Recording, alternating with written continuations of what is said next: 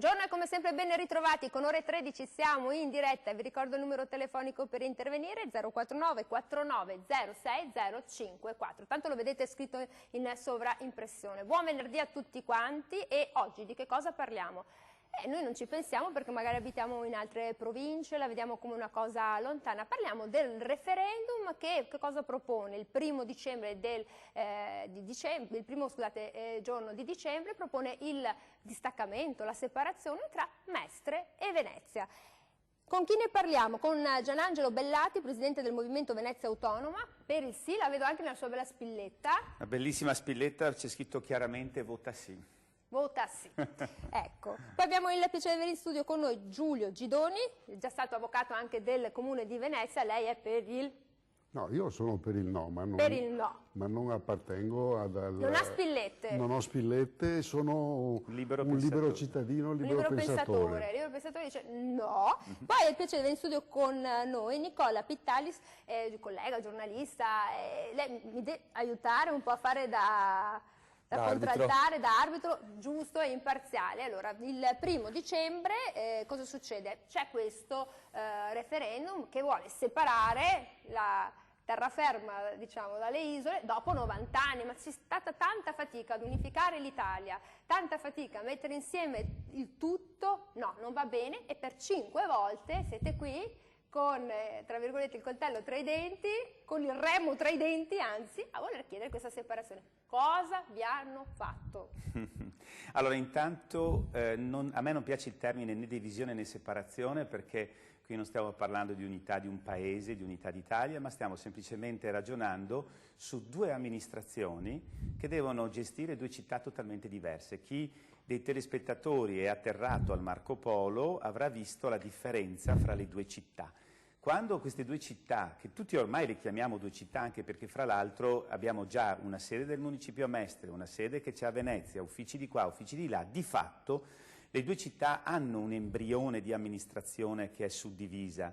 Noi che cos'è che vogliamo? Noi pensiamo che l'amministrazione di una città così particolare come quella di Venezia deve essere un'amministrazione autonoma, un comune. Nella città metropolitana ci sono oggi 44 comuni, si tratta di averne 45, non c'è nessuna separazione né divisione, perché diciamo noi non è che siamo separati dal comune del Cavallino piuttosto che dal comune di Chioggia, ci andiamo in barchetta, ci andiamo a remi, il remo... Non è più la stessa cosa dopo però. Come? Non sarà più la stessa cosa. In che senso non sarà perché più? se dopo uno va via, anche Chioggia potrebbe dire che ne so, vado sotto Padova oppure... Beh, ma non è un problema, ripeto, non è che noi mettiamo il filo spinato sul Ponte della Libertà, perché poi la cosa anche che non succederà adesso è che qualcuno ha raccontato favole su una appunto divisione quasi cruenta, che voglio dire che addirittura in un referendum venne detto che ci sarebbe stata necessaria la carta d'identità per far credere alle persone per attraversare il Ponte della Libertà. No, si tratta di fare 2 comuni, però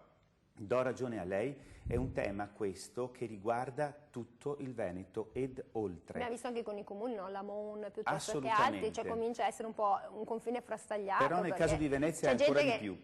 Ho capito. E di più, perché? Perché Venezia è per tutto il Veneto, in un raggio anche oltre il Veneto, la cosiddetta gallina dalle uova d'oro, perché tutti coloro che si occupano del settore turistico, bene o male, ricevono metà del loro fatturato grazie a Venezia, che è grande attrattore che permette che ci siano questi milioni di turisti, per cui il Veneto effettivamente è la prima regione turistica proprio per questa ragione. Arrivi, partenze, eccetera. Abbiamo 30 milioni e passa di presenze, perché abbiamo una città che attira tantissimo, solo che questo purtroppo la sta distruggendo, e quindi la ragione per cui noi vogliamo arrivare al referendum è prima di tutto perché vogliamo riconosciuta una specialità e secondo anche perché vogliamo un controllo dei flussi turistici. Oggi è impossibile farlo a queste condizioni, e soprattutto non è che noi vogliamo un blocco della libera circolazione delle persone, però è giusto che paghi il turista,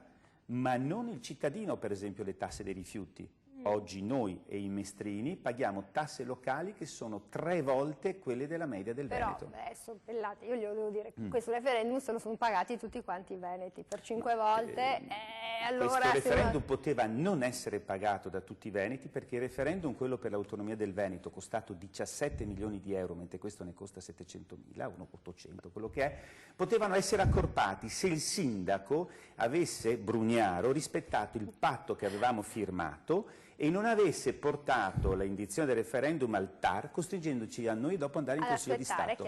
Quindi la colpa è sua, se spendono questi soldi. Bene, non ce ne voglia il sindaco Brugnaro, che invece lui cosa sta dicendo? Non andate a votare, a fare questo, non è che proprio gli piaccia questa idea del referendum. Allora vengo a Giulio Gidoni. Senta, ma che senso ha in questo periodo? Perché tra l'altro abbiamo tutti quanti negli occhi le bellissime immagini che ha mandato la regia di Venezia, ma soprattutto del mutuo soccorso dell'umanità che c'è stata, soprattutto abbiamo visto, no, con l'acqua alta, e quindi se c'è questo senso di fratellanza, armonia, mutuo soccorso, cos'è questa spada di Damocle che tac, allora, è lì che pende per 5 anni? Mi spiace, ma non è una spada di Damocle, stiamo parlando di una roba diversa. Volte. Allora, io credo che questo quinto referendum abbia una distorsione profonda, perché moltissime persone che ho sentito andranno a votare sì perché non vogliono Brugnaro. E questa, secondo me, è una delle motivazioni più sbagliate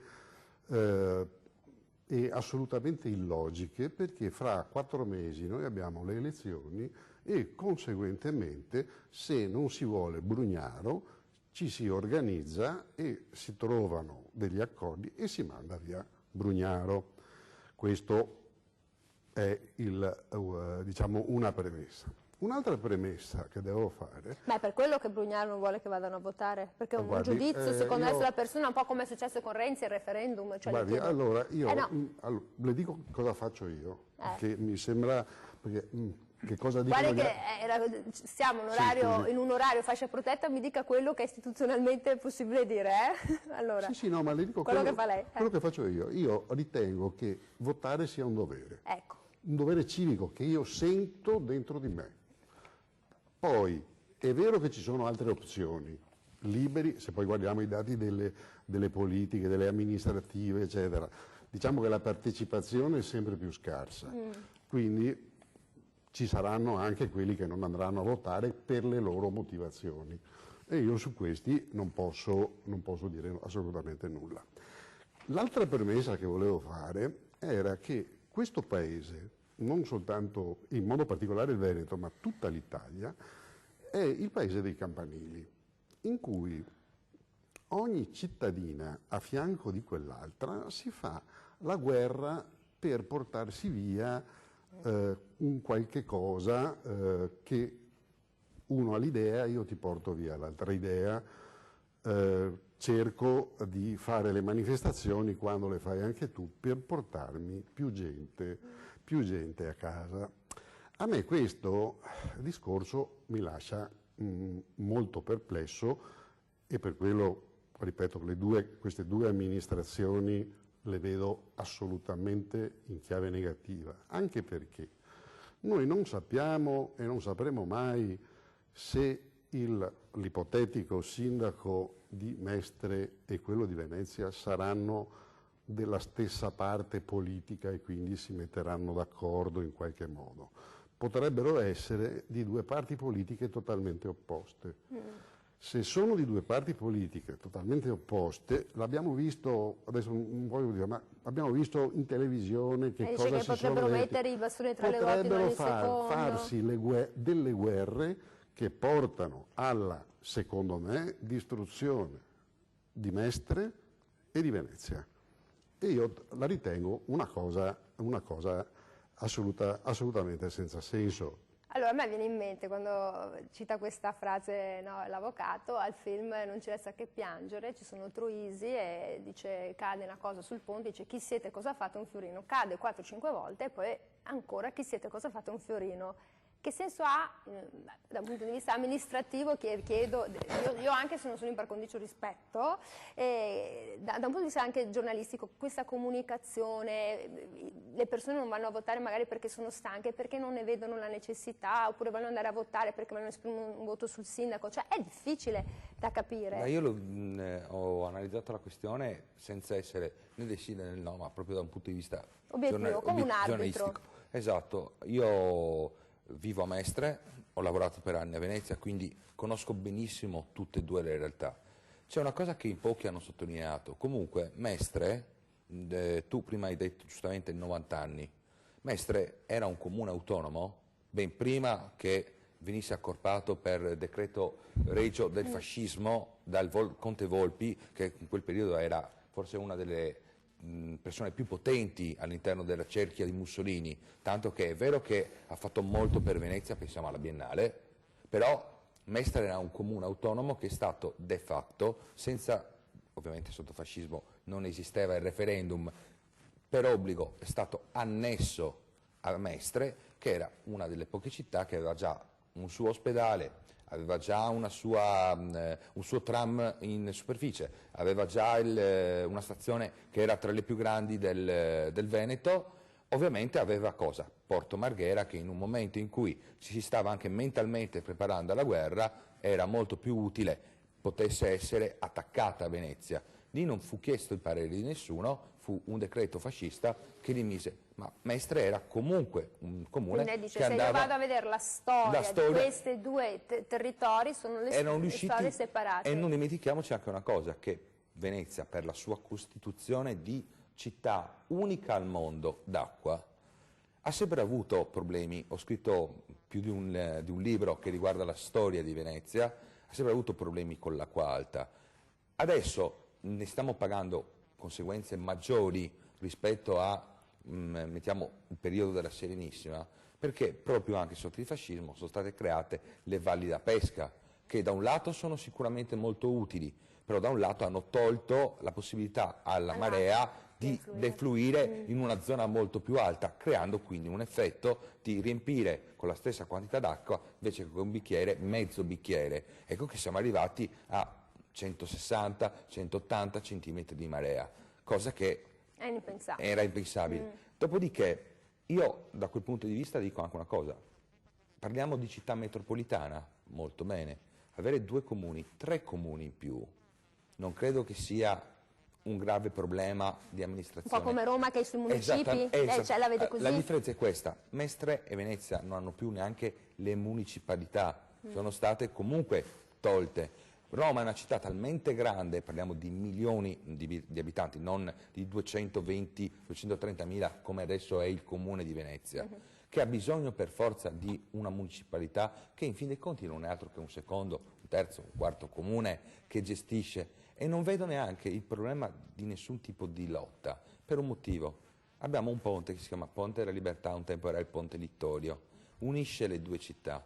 Queste 2 città saranno sempre legate. Quello che sta accadendo è purtroppo, oggettivamente, è la devastazione da una parte di Venezia, dove comunque anche i mestrini, quando c'è stata l'acqua alta, sono intervenuti per dare una grande mano e sono venuti da fuori, come è successo con l'alluvione di Firenze. Sono da tutta tutti, Italia, ma anche quando c'è stata l'alluvione nel Polesine. Però Mestre sta diventando veramente, purtroppo, una città dormitorio.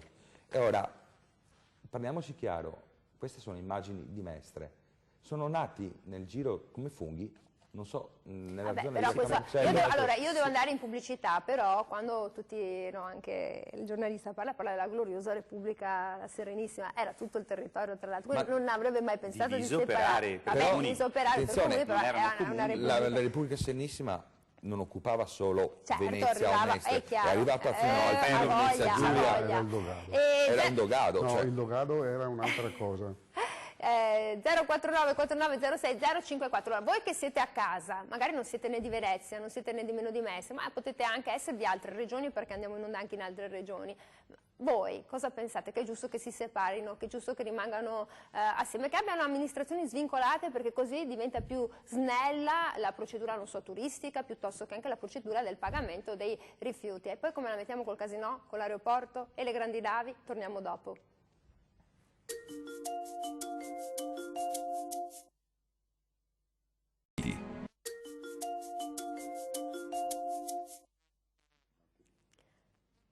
Eccoci qui, siamo tornati in diretta 049 4906 054. Allora, voi che siete a casa cosa pensate? Pensate che sia giusto, ognuno insomma gestisce e amministra il proprio territorio in maniera diversa, magari anche più fruttuosa, oppure pensate no, va bene così, e pensate che sia un unico, diciamo, territorio, un'unica amministrazione la soluzione migliore? Allora, Angelo Bellati, Sì.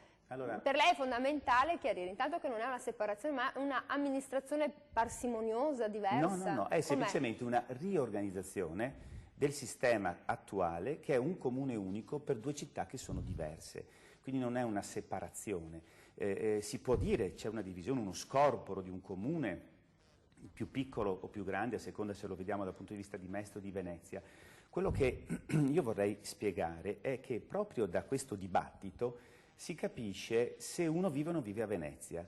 Vivere a Venezia vuol dire essere, come dicevamo prima scherzando, dei panda ormai, perché se noi guardiamo dal primo referendum che si tenne più di qualcosa 40 anni fa, 41 anni fa, noi abbiamo avuto un'uscita su 150.000 abitanti di circa 100.000 abitanti, che per una città è una tragedia, nel senso che tu per distruggere una civiltà o tu fai una guerra, o tu hai un'epidemia, o tu porti fuori le persone. In questo caso le persone sono state portate fuori, sono andate loro di loro spontanea volontà, ma perché?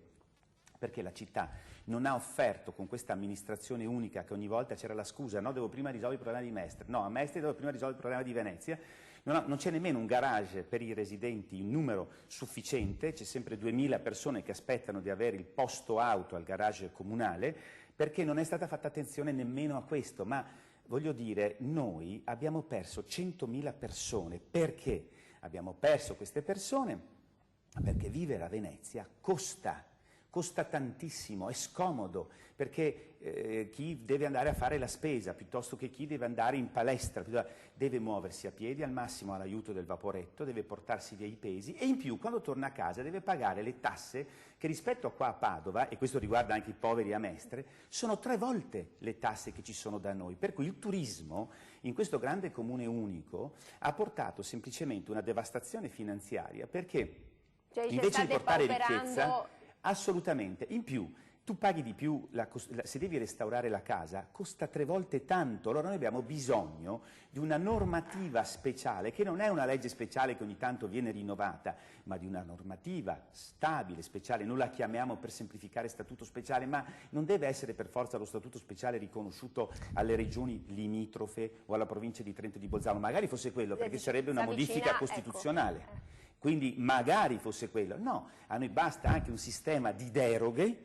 che sono quelle che avrebbero permesso tempo fa, fra le altre cose, ma anche questo è un tema che molti cittadini veneti non sanno, ma avranno sentito che le aziende che stavano a Venezia avevano ottenuto, secondo la Commissione europea, in maniera illecita, per un'estensione di una legge che riguardava il meridione, dei vantaggi fiscali sugli oneri sociali pagati per i lavoratori, e hanno dovuto ritornare questi denari all'INPS per decisione della Commissione europea, la quale Commissione europea, e io ho seguito in prima persona tutta questa vicenda direttamente a Bruxelles, aveva detto, beh, ma noi potremmo anche pensare ad una deroga, perché stiamo parlando del sistema aiuti di Stato, aiuti pubblici, cioè le imprese, ma voi siete un comune, di fatto la maggior parte è un comune di terraferma, come c'è Treviso, Padova, quindi non potevano arrivare questi finanziamenti speciali. Non si può riconoscere questa specialità. Senta, io devo prendere la telefonata rispetto al telespettatore. Pronto? Buongiorno, buon venerdì. Ci dica. Sì, buongiorno. Buongiorno. Intanto da dove ci chiama? Perché voglio sapere se ha legame. Io sono da Mestre. Da Mestre? Sì, da Mestre. Ecco, ci dica tutto. Allora, io volevo intanto salutare i suoi ospiti, ma entrare in particolare su domande specifiche. Ad esempio, il costo dei biglietti per i residenti, per i musei civici, verrà cambiato nel momento in cui dovesse passare, insomma, a vincere il sì, e a tempo stesso, approfitto, faccio anche la scritta, il costo dei biglietti della CTV e di conseguenza anche di vaporetto. Grazie. Vabbè, allora questa è una domanda. Allora, su questo qua io devo rispondere che, allora, mi pare di aver capito la prima domanda. Era preoccupato sul costo dei biglietti per i residenti, sì. E la seconda domanda è sul prezzo della CTV, perché allora, come ha detto lei c'è gente che vive a Mestre e lavora a Venezia. Praticamente il discorso è molto semplice. Attualmente noi abbiamo un'azienda dei trasporti che è in proprietà di tanti comuni, ma la maggioranza di questa azienda è in proprietà della VM, che è una società partecipata, una holding partecipata al 50% dal Comune di Venezia Unito, la quale AVM dovrà essere evidentemente divisa secondo una procedura che avrà come arbitro la Regione, perché in base alla legge regionale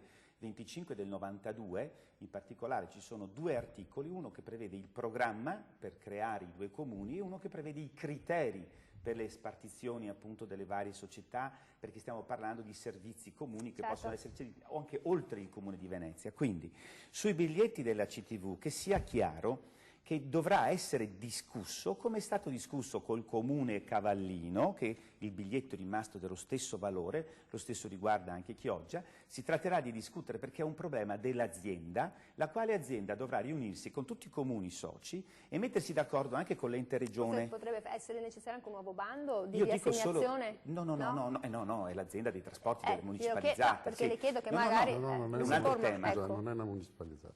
Sì, no, è una partecipata. No, sì, allora io sto dicendo questo, che non è che un'azienda che oggi è in attivo, ovviamente ci sono dei trasferimenti da fare perché è in attivo grazie soprattutto alla navigazione, ma il Comune di Mestre sarebbe in attivo grazie all'IMU, perché l'IMU è pagato soprattutto là, e questo noi avevamo chiesto al sindaco. Io dico solo questo: il biglietto oggi è più caro che nelle altre città del Veneto, quindi non si riesce a capire perché.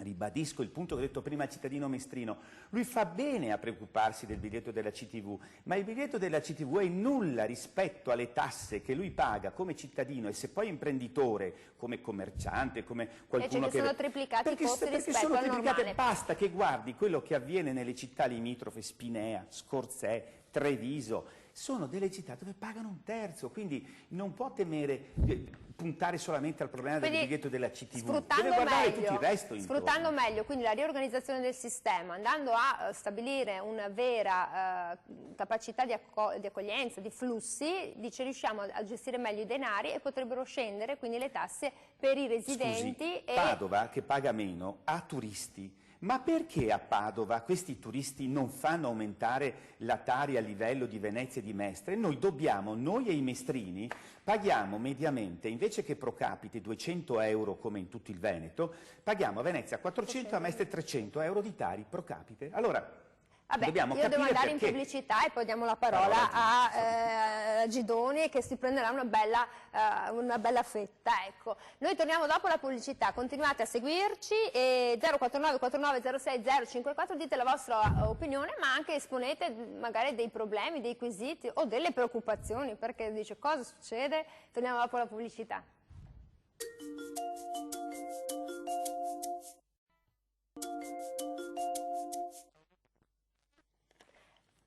Eccoci qui, siamo tornati con la diretta 049 49 06 054. Allora, voi che siete a casa, cosa pensate su questo referendum? Se sia un referendum buono, valido, che porti miglioramenti, come dice Bellati, e faccia vivere bene tutti i cittadini, indipendentemente che siano di Mestre o di Venezia. Oppure avete delle curiosità, o come il signore di prima che ci ha chiamato di Mestre era preoccupato del biglietto perché evidentemente si sposta per lavoro dalla terraferma all'isola e viceversa. Senta, avvocato, è un argomento molto complicato e anche che magari da un punto di vista emotivo personale fa emergere le emozioni, certo. Perché uno va a votare anche sulla propria emozione, sul proprio desiderio futuro di vedere magari dei miglioramenti, no? Ecco, io se mi permette devo prima rispondere al dottor Pistalis sulla questione dell'unificazione di Mestre con Venezia. In realtà nel 26 c'era tutta un'ipotesi che ha riguardato Genova, che ha riguardato altre città, di ampliare il territorio di queste città, perché c'era uno sviluppo e si doveva ad un dato momento metterle insieme. Vorrei anche ricordare che era comune autonomo Marghera, Favaro e Zelarino, che adesso chissà perché non hanno nessuna dignità e sono tutte dentro Mestre. Ma questo è un problema che affronteranno in seguito. L'altro discorso che ha fatto il dottor Pittalis è quello che dice l'acqua alta è colpa delle valli da pesca. In realtà ci sono studi e controstudi sulle maree in cui le valli da pesca non c'entrano una mazza, perché ora che arrivi l'onda di marea alle valli che sono alla fine della laguna, l'onda di marea, se non ci fossero stati i canali profondi nella laguna e se non ci fosse stato la costruzione di questo Mose che ha avuto delle sezioni di acqua talmente profonde per cui oggi l'acqua corre come se fosse una tempesta, non ci sarebbero stati questi problemi, o perlomeno sarebbero stati nettamente minori. L'effetto delle correnti ha fatto anche, e poi le parlo anche del sale un secondo. No, anche sì, perché ha cambiato anche la produzione ittica, non si parla di animali No, ma diversi. a parte la produzione no, ittica, sì, ma sì. c'è un problema di fisico. La salinità. La corrente porta via, quella in uscita ovviamente, porta via tutti i sedimenti che ci sono, cioè barene e velme, che sono due cose diverse che non sto a spiegare perché è una cosa... a scuola un po' di geografia l'abbiamo fatta, bene, isovere, abbiamo fatto un po' di tavolette dell'IGM. Ecco, allora, queste rallentano il flusso di marea. Rallentando il flusso di marea, ovviamente, mano a mano che va avanti, la marea è molto più lenta e si alza molto meno. Questi sono i due mie valutazioni. La terza me la fa dopo la telefonata, perché sì, scusi. porti pazienza, ma dobbiamo rispondere ai telespettatori. No, alla telefonata. E ha alzato la cornetta, anzi no, metaforicamente, perché non si sa se abbiamo più il telefono fisso, e fa il numero. Pronto, buongiorno. Sì, pronto, buongiorno. Da dove ci chiama? Sono Marina e chiamo da Favaro Veneto. Ecco. Ci dica tutto. Sì, buongiorno a tutti. Senta una cosa, io sono venuta ad abitare in terraferma nel 69, però non è stata una mia scelta, perché da veneziana, nata e cresciuta, sono stata messa in condizione di trovare casa in terraferma. Ora mi trovo di fronte che per me separarmi dalla mia città è una cosa che mi addolora tantissimo. Cosa mi consigliate di fare? Seguo il mio istinto, vi ringrazio. Grazie signora, però insomma, dal 69 si è trasferita a Favaro Veneto e dice cosa devo fare. Mi piace che sono tutte telefonate di quesito quasi esistenziale, tutto sommato, di natura economica il primo, tra virgolette, e questo è proprio emozionale, come dicevo. Ecco. 049 49 06 054, poi ci sono tante persone che non abitano magari né più a Venezia, e dicono cosa sarebbe meglio fare. Questo signore del biglietto. Questo signore del biglietto, allora, forse lei non l'ha detto, io sono stato, e per fortuna sono in pensione, l'avvocato capo del comune. Negli anni passati abbiamo dovuto fare delle cause alla regione perché non trasferiva al comune di Venezia gli importi previsti da una legge nazionale sul trasporto pubblico. All'epoca non c'era il biglietto per turisti di 7,5 euro. Io ho un vago ricordo, abbiate pazienza perché la mia memoria fa così, può fare anche, che lo consoliamo. avvocato, cosa stai dicendo? Avvocato, cosa stai dicendo? Ci dica. Io ho questo ricordo che questi trasferimenti statali venivano fatti in base a dei costi standard a chilometro di percorrenza. È così, sì. E il chilometro di percorrenza, se non mi ricordo male, era 50 chilometri. Ora, non so come sia organizzato perché non me ne sono mai più occupato e poi l'azienda è una cosa esterna adesso completamente al comune.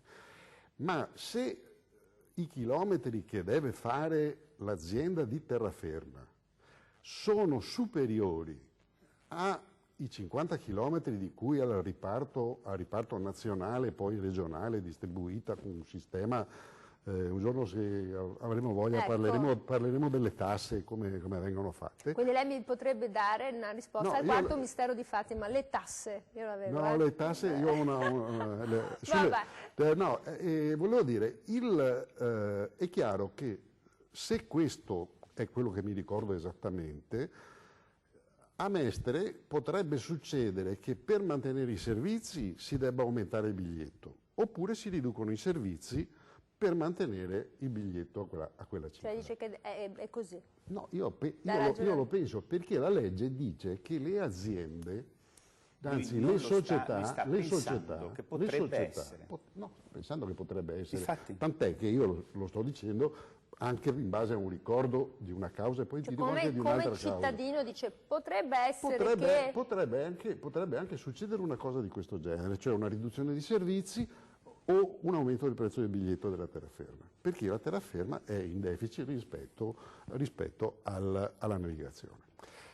Una telefonata. Sì. Ecco, mi scatena sì. l'avvocato, scatena le telefonate. Pronto, buongiorno. Pronto? Pronto? Prego, buongiorno. Sì, buongiorno, parlo da Mestre, Umberto. Lei parla da Mestre, ecco. Sì, Chivignano. Volevo fare una considerazione su quello che state parlando sul referendum, eccetera. Non serve a niente, guardate, io sono nato in Laguna, a Venezia, però Venezia andrà sotto acqua. No, guardi, Lo venerdì lo sapete molto bene perché il clima è cambiato, il Mose non serve a niente e se tutto va bene, tra 10 anni non ci saranno più veneziani e nessuno, perché Ma come? Mestre sarà nera.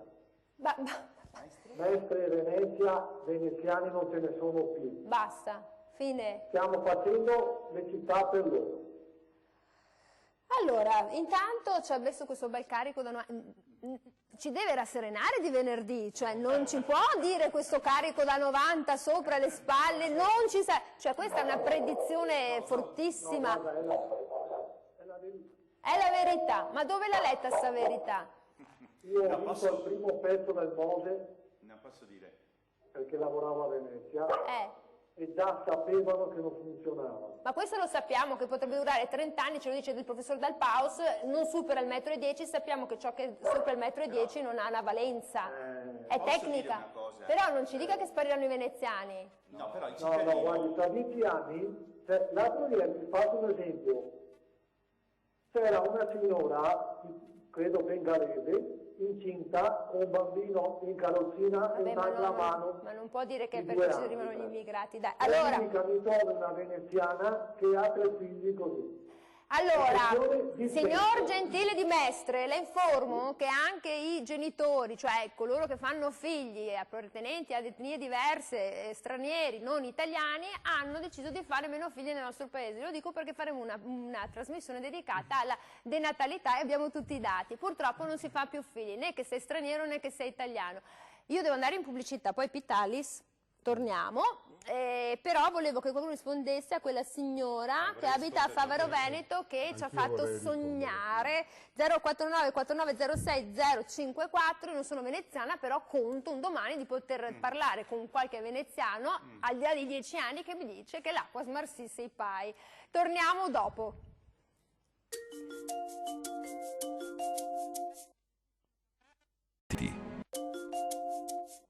Allora. E noi continuavamo il nostro dibattito come sempre durante la pubblicità, una volta faremo grosse decisioni. sì, abbiamo deciso di fare dei forti cambiamenti.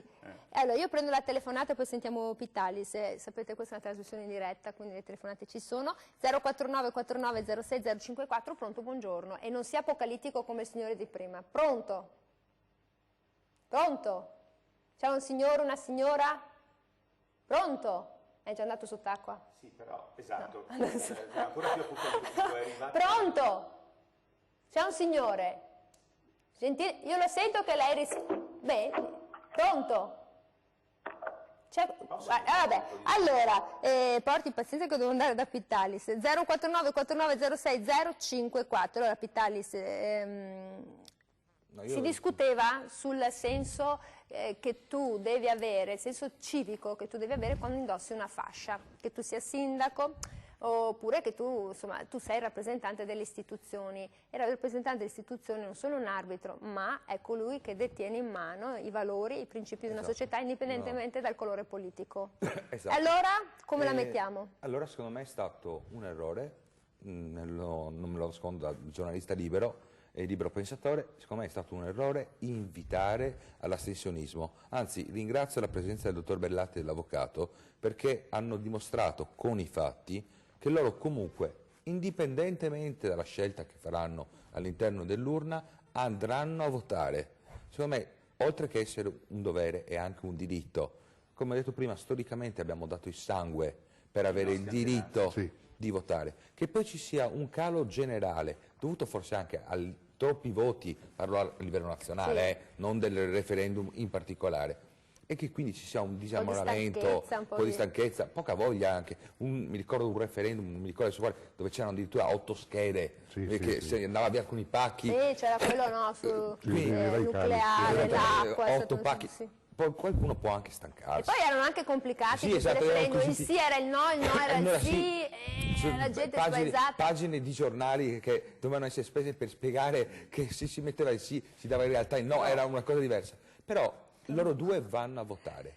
Chiedere, come aveva fatto mi pare Craxi un tempo, andate al mare, no, ecco, chi rappresenta la politica e la rappresenta bene non può astenersi dal dire, a prescindere da quello che votate, usate lo strumento che abbiamo democraticamente ottenuto, cioè il voto.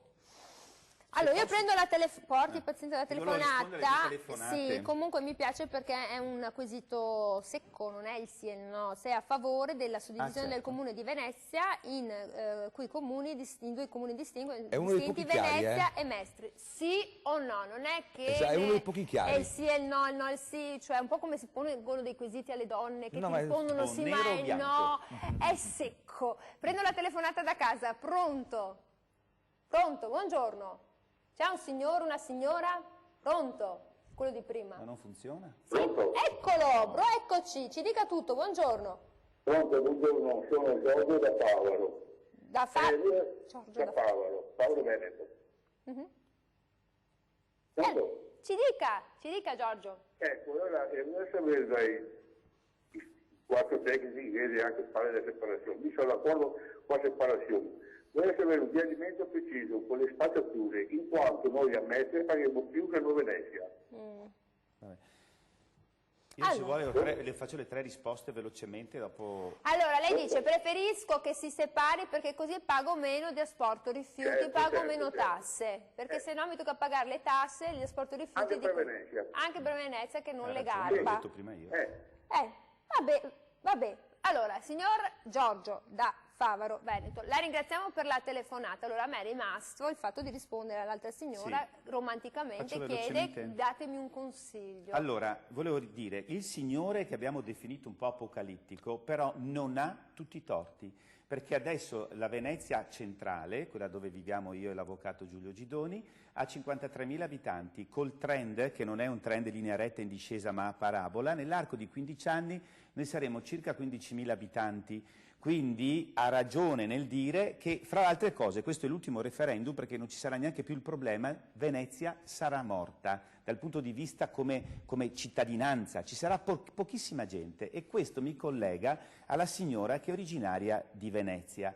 La signora originaria di Venezia ha in mano, essendo oggi maggioranza alla terraferma, il destino di Venezia, per cui se lei vuole bene a Venezia perché è originaria di Venezia, lei dovrebbe votare sì, perché se vota no non cambiamo nulla, come da 40 anni che abbiamo perso 100.000 abitanti, ci hanno promesso 40 anni fa che si sarebbe risolto il problema demografico, non si è risolto e sa perché signora? Perché lei pagava un sacco di soldi, perché non essendoci nessuna normativa in deroga non ha neanche avuto la possibilità di avere delle esenzioni fiscali che si potrebbero fare. L'avvocato forse si ricorda che anche addirittura il sindaco Cacciari aveva ipotizzato una certa forma di detrazioni che sarebbero essenziali perché così la gente che sta a Venezia, che è a casa, potrebbe invece che aver vantaggio ad affittare al turista, con le esenzioni fiscali potrebbe affittare magari alla signora, così la signora torna. L'Airbnb, devo dire, ha affossato parecchio questa diciamo situazione. Un po' sì, ha affossato anche quello. Allora, la risposta a questa signora in cuore l'ha data se ci vuole bene, voti Bellatti. Sì, signora.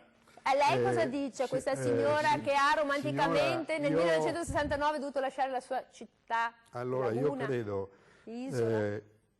che lei abbia lasciato la città perché le case in terraferma erano nettamente migliori delle case che c'erano a Venezia, che erano state un po' distrutte dalla Quarta del 66 e un po' maltenute dai proprietari. Io mi auguro, tenga presente che ci sono 6.000 case pubbliche in centro storico che sono però gestite da un'azienda regionale, per cui il comune non può fare niente, non può neanche aggiustarle. Il secondo argomento, che è l'argomento turismo, devo solo ricordare che con l'ultima giunta Cacciari, il sottoscritto e, ohimè, 2 persone che sono mancate, l'assessore Vecchiato e Gianni Rudatis, che era il capo dell'urbanistica, siamo andati da Zaia per chiedergli di modificare la legge sul turismo inserendo una specie di divieto per i B&B e gli affittacamere, perché allora quelli erano i problemi. In città di Venezia. In città di Venezia. Dopodiché nel Veneto facessero quello che volevano. 2 volte siamo andati. Una deroga speciale, un'indicazione speciale? Sì, gli avevamo anche preparato il testino da inserire nella legge. Gli hanno risposto?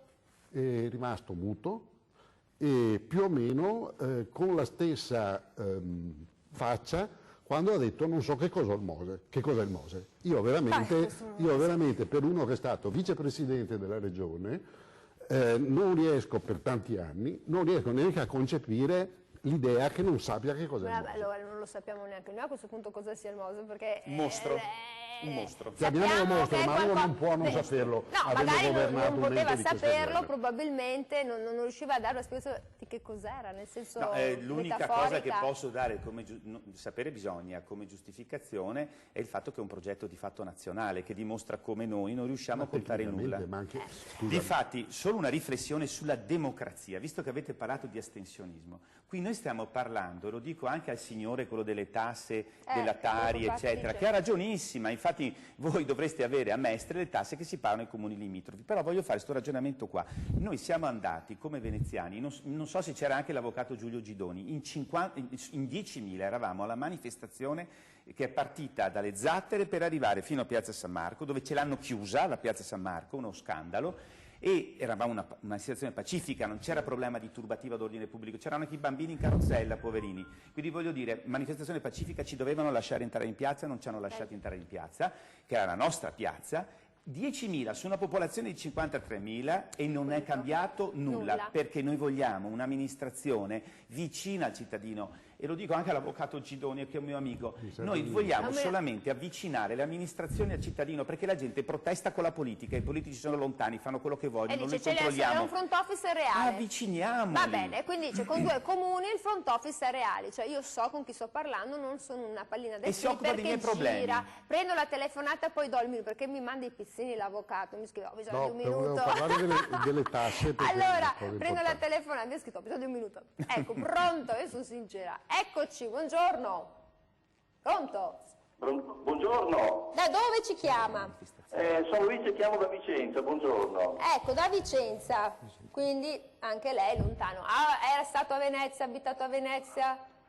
Volevo, mi scusi, non sento molto bene, ma volevo fare velocemente questa domanda. Prego, pronto? Prego, ci dica. Ecco, io vedo molte trasmissioni televisive, specialmente diciamo con conduttori che sono diciamo di centrodestra oppure della Lega, no? E questi sono tutti favorevoli alla separazione di Mestre da Venezia. Volevo sapere se c'è una motivazione politica da questo I tipo. conduttori, io no, perché mi sono anche presa a parole dice, adesso. questo non è né sì né no, questo lo posso dire. La Lega Nord non ha preso posizione, anzi ha preso posizione una parte della sinistra a favore e una parte della sinistra contro. Nella democrazia. E i 5 Stelle hanno preso posizione a favore. Allora, è fatto piacere anche perché poi Gianangelo Belatti ha detto che io siccome non sono di Venezia non posso capire, quindi purtroppo è così. Il suo minuto, però allora chiedo alla regia di dirmi quando è esattamente un minuto. No, il minuto è questo. Venezia potrebbe essere ripopolata e avere quella famosa scritta nella legge speciale, l'aumento dell'attività socio-economica, se lo Stato abbassasse le tasse sugli immobili e sulle attività. Questa non è una cosa che può fare né il sindaco di Venezia né il sindaco di Mestre. Non hanno competenza. Se non vogliamo dire che hanno la bacchetta magica, non hanno la competenza per abbassare le tasse, hanno solo una competenza per aumentarle. Allora, se lo Stato si fa carico, tramite la legge speciale, di abbassare i canoni di locazione o trovare un sistema, la cedolare secca, non lo so perché non sono un tributarista, però c'è il sistema per affittare i veneziani, c'è il sistema per avere i negozi di vicinato e non avere i cinesi o la pizza al taglio o altre cose, c'è, solo che lo Stato non... Sì, poi dopo lì c'è anche la polemica di di chi affitta, perché alle volte... sono d'accordo con l'avvocato, solo che dico, per arrivare a questo è più facile avendo un'amministrazione dedicata. Separata. Anche perché, dico solo l'ultima roba, giustamente per i mestrini.